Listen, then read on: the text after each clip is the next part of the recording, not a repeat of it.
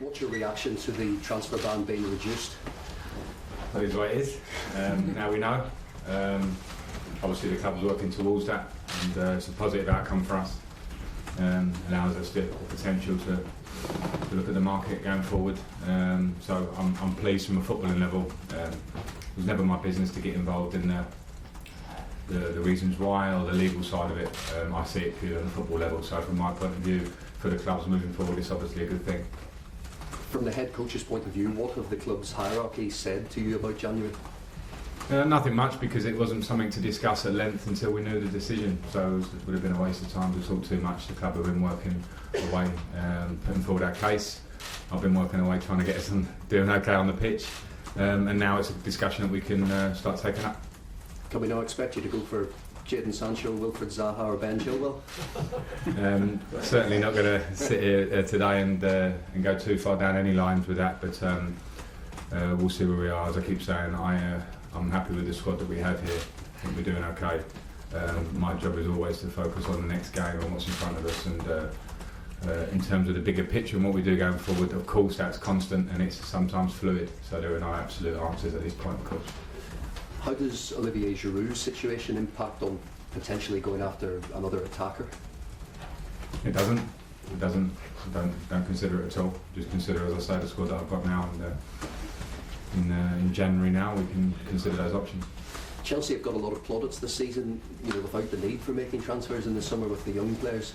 But if there is a position or two you feel needs strengthened, is that something you can say today? What have you communicated to above the position? Again, I haven't had that conversation because we couldn't buy it. But what I will say is that the fact that people have given us a lot of credit, I think, is because probably they expected less of us. So I think we have to give credit to the group that are working now to get to where we got to. I still want more. I still think we could have more points and be higher up the table. That's my feeling.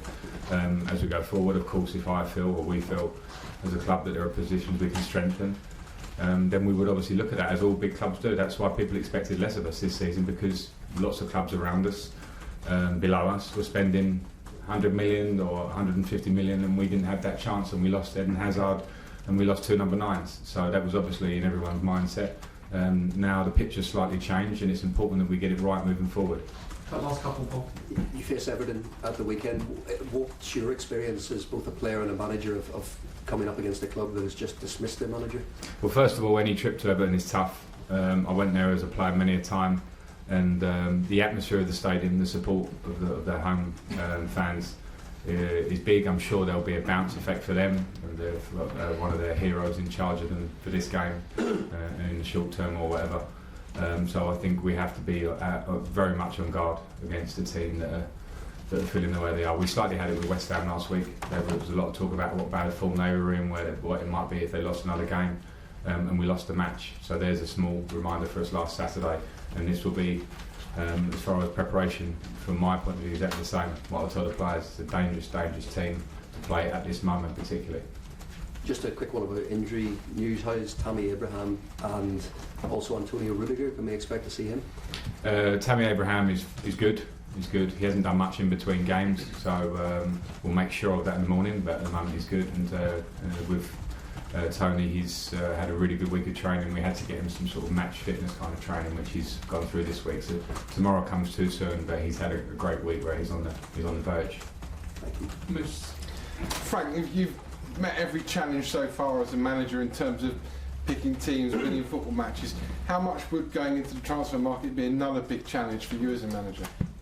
Well, a challenge, yeah. And I suppose the one thing I felt that probably personally that affected me in the summer with the transfer ban is that when you come into a club, or when you want to go a certain way at a club, sometimes players you bring in and the attributes of them are key to that. And so I couldn't make any of those changes to bring players that I felt would help the way I want us to play.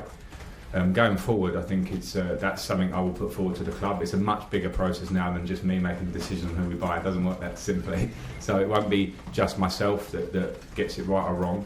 But as a club, we'll have full discussions. We've got a very open conversation with Marina and the owner, so they know where I'm coming from. I know where they're coming from. Any recommendations I make to improve the squad will be, as I see, can improve us in the way and the shape we want to go. So yeah, it will be a challenge, and hopefully we can get it right. And throughout your career, you'd have had a dressing room whereby be it with you or another player, another star player was being linked with the club or came into the club. How did you react to that as a player? Did you always make you improve your game and say, I'm going to show him I'm still better than him and I'm going to keep my place? Yeah, not as simply as that across my whole career, because it has slightly different feelings sometimes. But generally, yes, it did do that for me. When Roman Abramovich came to Chelsea, the landscape changed. Players came in my position from Makelele from Real Madrid and Varane, etc. And it made me sit up and take notice and go, I want to show that I'm better than them. But not every player's the same. But what is the same is that you need a competitive squad. So as much as it's important who we bring in, it's as much important for me is that we keep the balance of the squad right.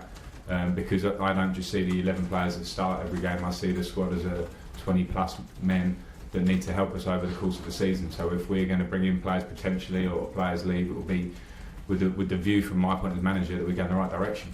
Just finally, a couple on the game tomorrow. First of all, Goodison Park would be a different place. Before it was kind of toxic, a lot of the fans did want Marco Silva out. Now, as you found at Chelsea, they'll be galvanised by a club legend.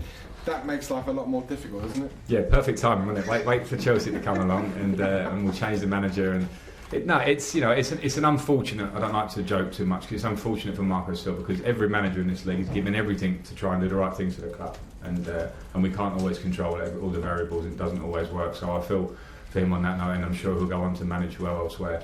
But yeah, from our point of view, we're coming against a team that will have certainly in the early parts of the game, and I think throughout the game tomorrow. Maybe an extra energy to them because it's clubs rally at these moments, fans rally, and the players they will want to rally because the players will want to show what they can do. So it's going to be a tough match. And finally, I know Wednesday was a big win for you over Villa. It's the start of a really big week now because you've said that people maybe underestimated you, didn't think you'd be as good as you are this season. But a win at Everton is perfect to go into Lille and qualify for the next stage of the Champions League.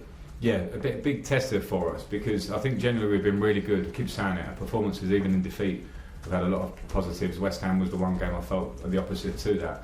Now it's how we react. We reacted really well against Villa, but the top teams, the better teams, the teams that want to come in the top four have a consistency to them. So it can't just be small reactions, it has to be a consistent. So tomorrow's a nice sign for us. Can we go to a difficult game with lots of circumstances around it that make it even more difficult? And then can we get to the next stage of the Champions League? See, both things we want to do. Thanks. John, we have to rotate again, Frank, given we have one eye on Tuesday. I'll see. Every week you seem to ask me like who's the team's going to be. One week you're going to tell me the other manager does read you like the headlines, you know what I mean? So, no, we'll see. It's obviously in my mind at a busy period in the year, but we'll see. In January, as a manager, do you think you need to bring players in, or is January a bad time sometimes to bring players in? Depends on the player. You have to make the right moves as you see fit, and of course January is not always a time where we see the bigger deals. There have been some, but I'll take all things into account if we're going to make that move in terms of the balance of my squad. As I mentioned before, you don't want to affect that in any way in terms of the personnel you're bringing in, and it has to feel right and be for a positive reason because you feel it improves you. So I don't think it matters if it's January or July or August. If a player's going to improve the squad, I think it's the right move at that point. Just a couple of your players, Hudson-Odoi, where are you with him at the moment? How far off do you think he is of being at his best as he was last season?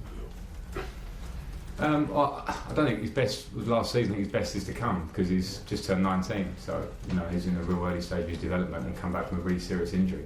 So I've had to manage that with him. We've got competition in wide areas, and he's going to get better and better. He has to apply himself in training every day. He has to show when he comes on for periods of games what he can do and bring to the table if he's going to start more games. He will do that, for sure he will do that, but we have to be a little bit steady with Callum because of his age and because of the injuries gone through. And Ross Barkley, is he in the squad? Yes. Has he got a bit to prove to you? As all the players have. Train well, play well when you're there, push the other players that are in the team if you're not quite in the team. Those are the rules for everybody.